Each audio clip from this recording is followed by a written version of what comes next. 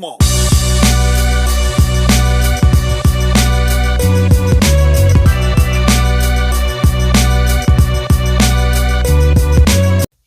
Hey friends, happy Thursday. All right, let's jump right into it. Part 2 on how to get this two-income household popping when you are a single successful woman. Okay. All right, so we left off at making your way to a PM union meeting, right? So you get in, you go right to the front, okay? The ones that are about to get out, they in the front. They in the front, right? Because they've been there. They pop in, they know the people sitting at the big table. They might have sat on the board, so they sit in the front.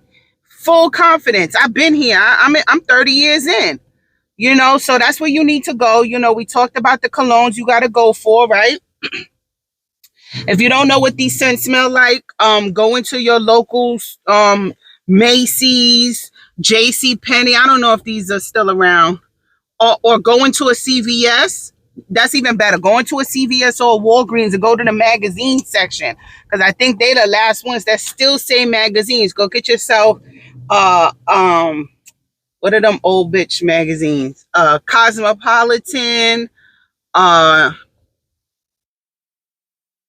women's digest, men's health. Oh, get yourself a men's health magazine and open it up and find a sample. Okay, we want definitely, we want some gray in the beard. We definitely want some gray in the head. Full, shiny, healthy gray might be too old, but salt and pepper, where it's mostly salt, that's the target that we're going for, right? We're looking for a Curtis, not a Cleophas. So you get yourself there. You can't just go one time. You got to keep going. And you got to let them see you. You got to let them see you. Make some eye contact. Let them see you. Let them remember you. And then you stop going. Stop going. I don't know. Union meetings are once a month. This is a long game. You stop going for like 2 meetings. Right? And then you pop up again. Then you make your move. Hey, I've seen you here before, right? Oh, you in the loop? No, I'm not. So why are you here?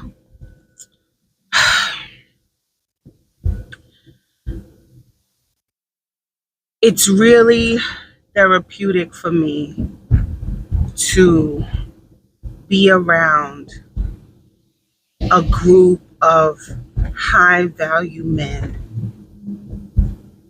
that remind me of my father.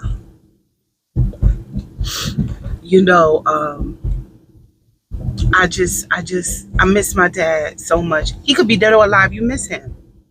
I miss my dad so much. I don't have too much access to him. But, and I was thinking about it, I was thinking about taking the MTA test. Right now I'm a lawyer, I'm a nurse, but I was thinking about taking the bus driver test. You gotta sound a little down, but you can't be down and out, right? Because you gotta give them something to rescue you from. All right, you gotta give them something to rescue you from. Let them rescue you from missing your daddy by being your zaddy. Let them save you by giving you some pointers on how to pass that MTA bus driving exam. Because even if you score into the hundreds, they ain't gonna call you because that shit is rigged. I took the bus driving test 21. I got a 90 something. I never got called. Never. Because although I got 90 something, I was still 4,800 something on the list, because veterans got precedence. All these other classifications bump people up to the top of the list, although their score was lower than mine. They ain't never called me. Okay, and I think that test was it $100, y'all? It wasn't 40. It was a lot. And I said, that shit is rigged. I'm not doing that shit again. But anyway, let them help you with something, right? My lips are so dry today. I'm giving very 1990s, very 1980s makeup. Okay? I don't shy away from eyeshadow colors. Okay, I'm giving you very I look like somebody's cartoon Rugrats mama. Um, so I need you to do that. And then if that doesn't work, um, or you're not comfortable doing that, because you probably are doing a little bit of B&E, you need to find out the lounges. That might be a better option. Find the lounges, because all of them usually hang out with somewhere. They got a lodge, they got a hangout spot, they got a club hangout, and you need to go there. You know, kind of the equivalent of a cop bar. You know, like the cops have a cop bar. You need to go to like that. I know there's a bunch in the Bronx where just, you know, they might go after the union meeting. It's definitely walking distance away, right? Because, you know, they don't want to get in their cars and drive there. So it's definitely walking distance away, or it's a bowling alley with a bar in it. Just do your research, you know, drive around, see where everybody goes outside the meeting. When the meeting leaves, follow the walkers, and then you make your way there. And you could get your flirt on there without having to lie and say you need access to the union. That might be a better situation, but I go right for the juggler. I need to meet you at the union meeting, because anybody could go into these bars and you don't know who's in the union and who's not. So maybe find the union meeting and follow the walkers. Right? We trying to get that pension. And then once the relationship is established, you don't let nobody in between. Okay. It's even better if he don't got a mama. Like a dead mama is ideal, right? Because that would be your biggest competition. Not even a daughter, but the mama be the biggest competition. Dead mama, green flag. So you get there, right? Let's say you got one. You got yourself a Trevor, right? And you and Trevor has asked you to, you know, y'all go on a date with the Trevor, right? And you need to work fast, okay? Because you got to work fast. The magic, it doesn't last, and there's nothing more attractive to women than a man who has been chose, right? So he might have a home girl or a friend, and he, you know, hangs out and takes that friend out, but don't really want to give him no play. And now all of a sudden he's busy because he's out with you. You don't work quick enough, that bitch is gonna want him. She ain't want him, but she want him now because somebody want him, and they all got one. They all got one. He done paid her rent a few times, or fixed her car, or help her go buy a battery for the car, whatever. Like they all got one. So you gotta really go in there, because she ain't give him no play, right? They just friends, or it might even be an ex, right? And they just friendly, but there's really no play. But now he don't have time for her because he fool la line with you. So you gotta work quick. You gotta I know it's hard, and it might be a little hard to do because you are a strong, you know, woman, but you need to stroke an ego like you ain't never stroked an ego before. I'm talking toxic love bombing. Now, we're not going to say love, because that could be off-putting, but you know what I mean by love bombing. Every time you see him, oh, you smell good, Daddy. Oh, what is that? Is that the cologne I got you? You like that. And oh my God, you look so good. I love that sweater. It is so soft. Where you get that? Oh my gosh, my man looks so good. My man. You know, you got to do stuff like that. Let him order for you. You know good and damn well you know how to order your food, but you gotta we trying to accomplish a goal, girl. You gotta let him order your food, and hopefully he be the type like, no, you know what you like. I like steaks and potatoes, and you know, I like some steamed broccoli, and hopefully the nigga will order you a steak, potatoes, and steamed broccoli, you know. But you gotta let him feel like this quote unquote societal bullshit of a man, you know, because we trying to get two incomes in this household. Because like I said, you make $100,000, you pay $3,400 in rent, but you can't get approved for a $3,100 mortgage because your debt to income ratio is too high, because you don't got all these degrees and you don't come from generational wealth, so you got student loan debt. And you know, so we got to get that two income household popping. Okay, so You got to follow the 777 rule. If you don't know what the 777 rule, I know the rule, but I don't practice it because my man is as romantic as a Dollar Tree box of chocolates 2 days after Valentine's Day. So the 777 rule is every 7 days you go on a date. Now, we're not talking about break your bank date because we don't want him to be turned off. When he was single, his credit card bills was like $1,200 a month, and now he's full out line with you, and he's in $2,000. $2,500. No, that's too much of a jump. We need that gradual increase, right? So when he was single, his credit card bills was $1,200, but now it's $1,500. That's acceptable. You can do that, right? So I need you to go on a date, it don't got to be the break the bank date.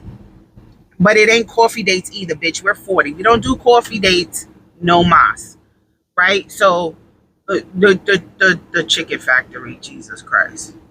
The cheesesteak factory. Dinner and a movie. Bowling. Pool hall. Stuff like that. Every 7 days. Every 7 weeks, you need to go on a weekend getaway. The Poconos, Atlantic City. Hopefully he a nigga with a pension. He got free comp rooms in Atlantic City because he does that, right? Hours after dark. Okay? Y'all need to do that. So every 7 days, y'all hit up a lounge in Harlem and go listen to some live music while y'all drink a whiskey neat and a screwdriver or a Manhattan. Shit like that. Classic drinks. We're not trying to get wasted. We're trying to let his guard down. And then every 7 months, you need to go on a real vacation with a plane. Now, we're not doing international net. Pump your brakes, bitch. We're not doing international. You in New York, we're going to Miami. We're going to Atlanta. We're going to go to Maine and go lobster fishing. Shit like that every 7 months. And after the first 7-month vacation, right? This is the first year.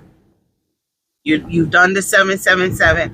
After you come back from that weekend getaway and you have put it on him like it has never been put on him before, he should be going on Costco.com to look for rings. Because that's where your ring gonna come from. He's a civil service pension man. Your ring is coming, but it's real. It's real. Fuck K's Jewelers, all of that, they're overpriced. You're paying for the name. You're going to get your ring from Costco's, which is fine. You're going to get your ring from Blue Nile, which is fine. It's going to be nice. But we're not in it for the ring. We're not superficial. We're in it for him to sign them papers. Now, after the 7 month, he should be ripe and ready to go. Okay? Then, once y'all are doing this for the whole year, I need you to keep your friends out of it. I noticed your girl or whatever. You don't tell, how's it going with Trevor? Oh, everything's good. It's good. We went on a trip. Everything is fine. I don't need you to say, girl, he finna propose. None of that. You keep it vague. You keep it generalized because you guys will interact with each other, right? There'll be barbecues and baby showers, and he'll be around your friends. And you don't need you going to the bathroom and them telling him any kind of shit to doubt him, to make him doubt. And you need to be making him, feel good. You the only one who just, you need to be stroking that ego. You need to, and your family too. Your hating ass cousins, definitely if your mama around, don't tell your mama nothing. And kind of limit. Like if your mama around, she meeting him 1 or 2 times. You're not 20 something where she got to vet this man and got to ask for permission. No, you got a couple churn already. And no, so you 1 or 2 times. Keep your mama out of it. Keep your friends out of it. We trying to hit a lick. Y'all about to mess it up for me. And I'm going to tell you, these type of men are the easiest to be in a relationship with and easiest to stay married to. Because they've already went through the whole stage. They got that out their system. They've already had 1 or 2 wives. You might be wife number 3. They take little to no maintenance at all. These are self-sufficient men. These are the men that will come home and pack their own lunchbox because you got them at 50 something. He'll pack his own lunchbox and put coffee in his own thermos. He don't need a caretaker. He need a companion. And you need a companion too, but you need that 2-income household. And here's my biggest thing. I didn't do this, but I also got married at 29. 29? 29. 27 or 29? 29. I got married at 29. So don't move him into your house. Mm-mm. Do not move him into your house. If you have children, don't move into his house. If you don't have any kids and if you own something, if you own an apartment or you own a house, don't leave. If you're renting, you don't have to break your lease, but don't renew it either. You can move in him once you get the ring, but do not move him into your house. There's something about moving an established man into a woman's space that to me signals the beginning of the end. There's something about that. Like if you guys are building your life together, like you guys are starting from the beginning, I think it's okay. Because you guys have a common goal to like save money, get a down payment, save money for a wedding, save money for a house, pay off your student loans. But you two are already established. We're trying to get another household. Like you don't need a nigga to take care of you.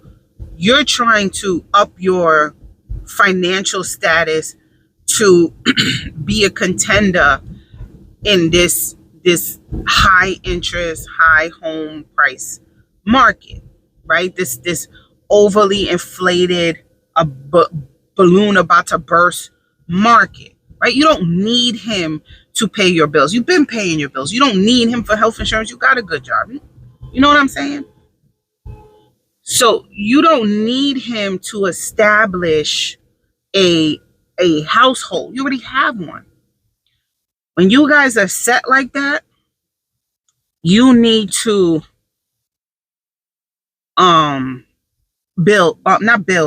get something together. So this is a time, like I said, you've been renting and you're looking for a house. My suggestion is purchase a house after you're married. For some reason, it's seen as more stable when you guys are putting down both of your names to purchase a house. It's just, even if you both are going to be on the mortgage, it's just something about being married signals the underwriters as stability. Because as boyfriend and girlfriend, it is much easier to say, fuck that shit, I'm out. And now one person is stuck trying to pay the mortgage, even though the other person's name on it. But when you are married, it is very complex and labor intensive to just get a divorce, especially if you're middle class. Now, if you're rich, you could pay lawyers to do your divorce for you, and you could afford to live somewhere else. When you're middle class, having that bond of marriage and knowing how hard it is to start over and knowing how hard it is to get a divorce, you're more likely to cool off, be level-headed, and go, yeah, this is stupid. Let's work it out. So I think that's what the algorithm is when it comes to getting a mortgage. So after you guys get married, and do not break the bank on the marriage. If you cannot pay for the marriage that you want with minimal cash, don't do it. My rule of thumb is your wedding and honeymoon, if you want to, should be under $5,000. You're 40, he 50 something. Under $5,000. City hall it and go rent out a hall. That's it. We're not doing $100,000 weddings and you got kids and you 40 something and he 50 something. No. I don't care if this is your first wedding. $5,000. You're going to turn $5,000. We're trying to get a goal here, lady. $5,000. If you would do it for less and be happy, fuck even less. Like I said, 30 for the license, 35 for the ceremony, girl. $125 dress at Lane Bryant if you're a thicky thick girl like me. If you small enough to go off the rack 199, off the rack at Davis Bridal. Okay? He already got a suit. And if not, then let him rent or buy a suit. A nice $600 suit on sale, 50% off, $300 at Men's Warehouse. That's what we doing. Or if you got the right nigga that I told you to get, he gonna get it at Portobello. If you pick the right one that I'm talking about making this work, he getting Fly Jiggy Fresh with rayon at Portobello. Okay, so that's what we're looking for, right? So you get your spot together. Y'all will be married and still go to your respective places, right? Do not move him in. If push comes to shove and you got to get rid of a place, I know it's risky as fuck, but you need to move in with him. Do not move him into your space. Also, make sure you always have your separate shit. Okay, have you ever seen Not Without My Child? Or Not Without My Daughter? With the actress that's the flying nun? Always have a separate bank account that he does not have access to. Preferably that he does not know about. Because this is just a theory. I have never tested it out because I'm still married and I did not marry for a dual income. So I've never tested out my theory. I'm just going by what I see and my cognitive ability and my Capricornianness. Always have a separate banky. And that $150,000 that you have, remember you had $150,000 for the house? You don't know about that. You don't know about that. You don't know about that. You're gonna find out about that when you're trying to get the mortgage. And when they ask you for all of your bank accounts and stuff to show that you have the money, him knowing about that is a last resort, girl. Because not everybody's walking around with 20% down payment, and Geechee Suede might not. That's what I'm calling it. That nigga got to be Geechee Suede. Geechee Suede might not have it. So it might endanger y'all from getting the house, and that's when you bust out with the, oh, I have the 20%. Why you ain't telling me? I didn't think it was a thing. I didn't ask you about what you have savings. It's not going to be a problem because Geechee Suede is secure, and probably he in some credit union that he ain't gonna need to put down 20%. He could put down 3%. Just pay the PMI, girl. Pay the PMI, which is mortgage insurance, and keep that $150,000 a secret, and just put down the 3% to get the mortgage, and just pay the PMI. Fuck it. Fuck it. Pay the PMI, girl. And yeah, so just do that, and then it should work. Okay?